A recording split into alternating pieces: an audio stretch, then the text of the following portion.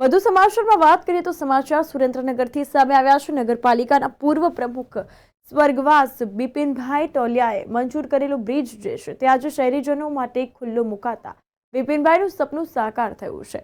મૂળી સાયલા ચોટીલાથી સુરેન્દ્રનગરમાં આવતા લોકોને ઉપયોગી થાય તેવો 5 કરોડના ખર્ચે નવા નિર્મિત બ્રિજનું લોકાર્પણ કરાયું।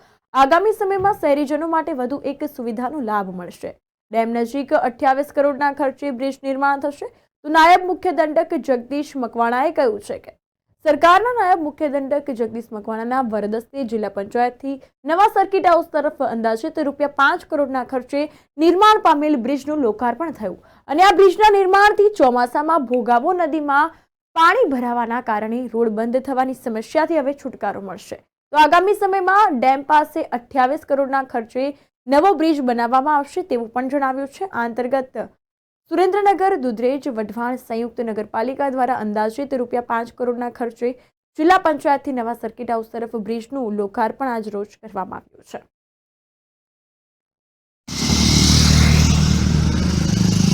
વાહ ભાઈ વાહ,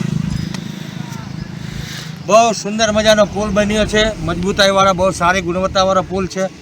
બહુ સારું કામ છે। આ મારા મિત્ર અને મારા સુરેન્દ્રનગર નગરપાલિકાના ભૂતપૂર્વ પ્રમુખ બિપિનભાઈ ટોલિયાનું આજે સપનું હતું અને એમના મંજૂર કરેલું હતું। આજે આ પૂર્ણ થયું છે। બહુ સરસ મજાનો પુલ બન્યો છે અને મજબૂતાઈવાળો બન્યો છે, ગુણવત્તાવાળો। તમે એની રોડનું ફિનિશિંગ જુઓ, બહુ સારું ફિનિશિંગ કર્યું છે। એટલે હું આ પુલ જોઈને બહુ જ રાજી થયો છું। જો તમે આમ કેમેરો ફેરવો, એટલો મસ્ત બન્યો છે।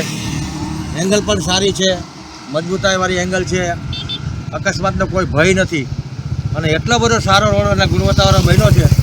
ખૂબ ખૂબ અભિનંદન તમામ બોડીને અને તમામ સરકારશ્રીને કે અમારા સુરેન્દ્રનગરનું નજરાણું તમે આપ્યું।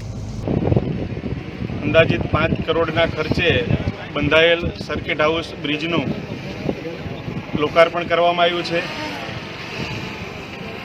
આ લોકાર્પણ પ્રસંગે નગરપાલિકાના પ્રમુખ શ્રી જીજ્ઞાબેન પંડ્યા, પૂર્વ ધારાસભ્ય શ્રી ધનજી કાકા, નગરપાલિકાના પૂર્વ પ્રમુખભાઈ શ્રી વિરેન્દ્રભાઈ આચાર્ય વગેરે પદાધિકારીઓ અને શહેરીજનોની ઉપસ્થિતિમાં આજે આ બ્રિજનું લોકાર્પણ થયું છે।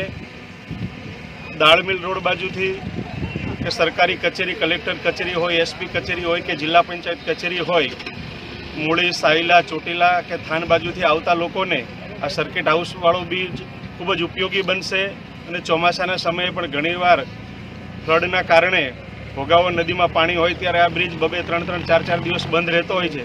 એ કાયમી સમસ્યામાંથી એક સુખદ ઉકેલ આવ્યો છે। ત્યારે સુરેન્દ્રનગરના પ્રજાજનો પણ ખૂબ જ આ બ્રિજ શરૂ થવાથી ખુશખુશાલ છે અને આગામી દિવસોમાં ડેમ પાસે પણ આવો સરસ મજાનો 28 કરોડના ખર્ચે એક બ્રિજ બનવા જઈ રહ્યો છે।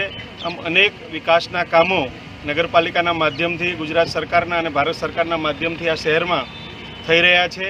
સાથે સાથે અમારા સૌ પદાધિકારીઓ માટે અને શહેરીજનો માટે મારે કહેવું છે કે અમારું સુરેન્દ્રનગર દુધરેજ વઢવાણ નગરપાલિકાને સરકારે મહાનગરપાલિકાનો દરજ્જો આપ્યો છે, એનાથી અમે સૌ ખૂબ ખુશ છીએ અને આપના માધ્યમથી સરકારશ્રીને પણ અભિનંદન પાઠવીએ છીએ।